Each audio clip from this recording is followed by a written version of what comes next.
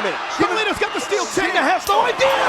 Right off the skull. Like the video, subscribe to the channel, and turn on those notifications. And once you're done, leave a comment down below and I just might end up responding. With AEW's Dynamite show debuting the night of this recording, the pro wrestling landscape has never been so cool, and the best part of it all, in my opinion, has to be the fact that WWE themselves, just like they did 2 decades ago, are actually stepping up to the task. AEW is some serious potential competition for their future, and because of that, it's probably never been a better time to get a great contract from the WWE, which some of these wrestlers just might end up doing. I'm D-Wicked from Watch WWE, and here's 10 wrestlers who could be returning for this upcoming draft. Number 10, John Morrison. Alright, let's get the easy name out of the way first, because this one seems to be all but confirmed by this point. Johnny Mundo, Johnny Impact, Johnny Wrestling. Oh wait, we already have one of those. The former John Morrison, ladies and gentlemen, was one of the most underratedly entertaining wrestlers WWE had during the early parts of the PG era. While Morrison was always pretty popular, he became a legend in promotions like Lucha Underground and Impact Wrestling, and now with his stock at an all-time high, seems like he's finally given in and taken back that fat WWE contract, which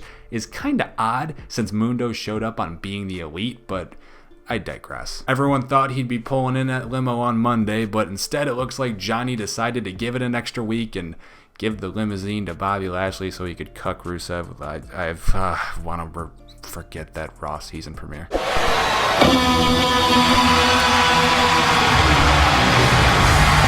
there's John Morrison! Number 9, Evan Bourne. Far more known by Matt Sydal at this point, Evan Bourne, as we know him in WWE, has spent his post-WWE career touring all the big promotions from Ring of Honor to PWG to Impact and New Japan. Sydal has spent a lot of time polishing up that resume, and ever since the day of AEW's announced promotion though, January 1st, Bourne has been off of his Impact contract, and he hasn't made the jump to any new promotions yet. With AEW being a total possibility, and I'd be damned if I didn't admit that's the one I'd probably prefer, Evan Bourne seems like just the kind of name to finally come back and collect that biggest paycheck yet. Evan Bourne looking to take advantage, perhaps Ryder in trouble.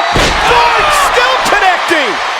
Right on the shoulder. Number 8, Kaitlyn. You know what? I think this one really adds up. Kaitlyn retired from professional wrestling back in 2014 after her time in WWE came to an end and she wanted to return back to the modeling lifestyle. And fair enough, but after 4 years, Kaitlyn made her in-ring return for WWE in the Mae Young Classic. And seeing as she's also showed up a good few times since then, even as recently as the Raw reunion in just July, she is very clearly still on good terms with the company and has some interest in wrestling. Plus, Big E still works for WWE, so we always have that as an option. This wraps up our rivalry and Good. Number 7, Rob Van Dam. Alright, I know. He is still signed to Impact until at least 1 week after the draft. So maybe the draft won't happen, but hey, who knows? Despite being signed to Impact, they didn't mind letting RVD head over for the Raw reunion. Maybe if his contract is gonna drop the week before anyway, they'd be cool just letting him show up for the draft. Or even better yet, you don't have him in the draft and you bring RVD out as a bonus surprise somewhere in the few weeks after that draft head goes down, so we can in turn get some RVD hype. Let's be honest here. After the draft, WWE is just going to be relying on themselves to produce hype. So get some names for the future. Why not? Can't have a Raw reunion without Mr. Monday Night RVD. Am I right? I broke the fourth wall. Bam. Number 6, CM Punk. So there's a lot there. Yeah, you knew he was gonna be here. So let's address the elephant pipe bomb and the microphone in the room. For some unbeknownst reason to me, CM Punk is supposedly in the works with a WWE return as we speak. As the reports are going, WWE's brand new FS1 show, WWE Backstage, hosted by Renee Young, just may end up having a co-host in the Punk, or perhaps some sort of side role for him. With that being said, perhaps this isn't the route he takes, and instead CM Punk takes on a legitimate role inside of the ring again. Or maybe not inside of the ring again. I have to assume he's very very burnt out these days, but maybe he could be the Raw general manager. I mean, come on, Paul Heyman is running Raw these days, and the product has legitimately changed so much in the favor of what Punk wanted a half a decade ago that honestly, if there ever was a time for it, it's now.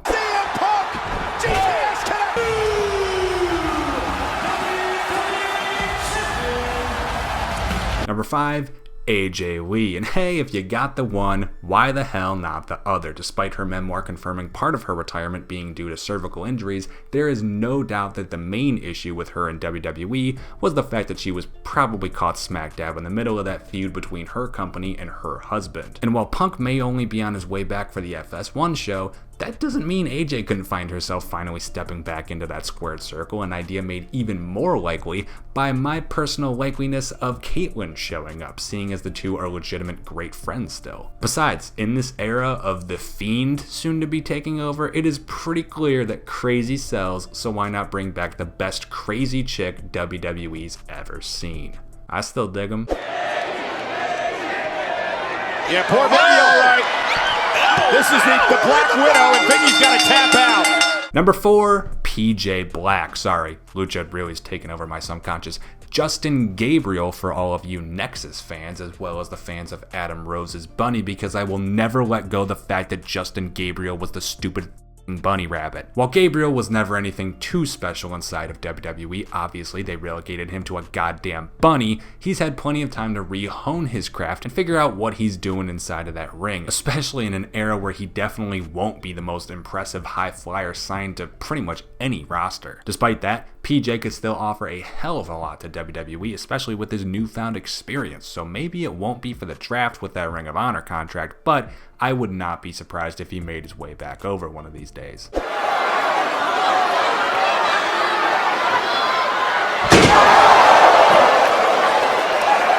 Number 3, I spit in the faces of people who don't want to be cool. Carlito. Did you know Carlito is still wrestling? Also, did you know Carlito debuted all the way back in 1999? No, seriously, this dude is a 20-year veteran now, and that kind of experience could be invaluable to the WWE, especially, I say especially a lot, especially now that their locker room keeps opening up for more and more young and fresh talent who could really use some of that guidance. Carlito was always fun in the ring and way more fun with his antics. I mean, come on, who doesn't want to see the Fiend get an apple spit right into his mask going to then murder Kalisto? And yes, that mental image is half the reason he's on this list. Carlito isn't currently signed to any major promotion. He hasn't been for a while now, and considering his brother and cousin still work there in the Colognes, this one could definitely happen. That's that steel chain Cena carries around. Wait a minute. Carlito's got the steel chain. Cena has no idea.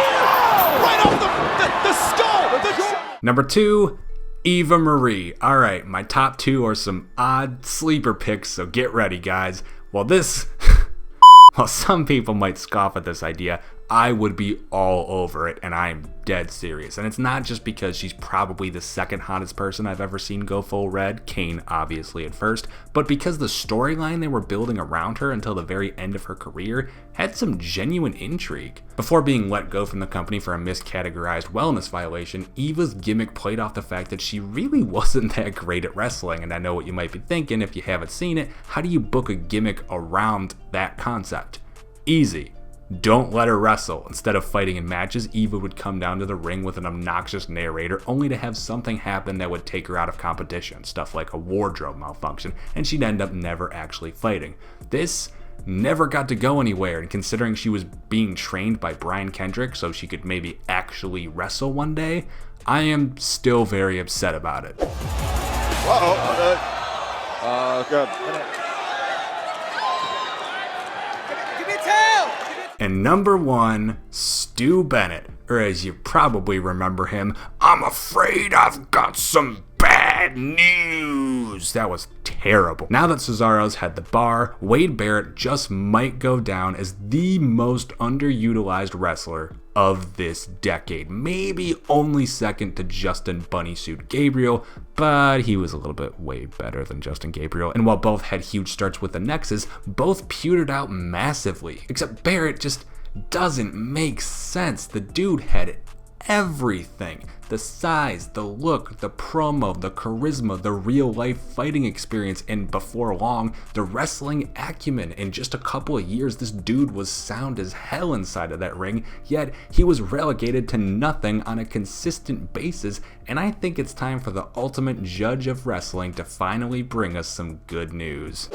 I'm afraid I've got some bad news. I knew it. I love when he does that. Those are 10 wrestlers who could return for the draft or, just return later this year. What are your thoughts? Let us know in the comments down below. To like the video, subscribe to the channel, notifications, and head up.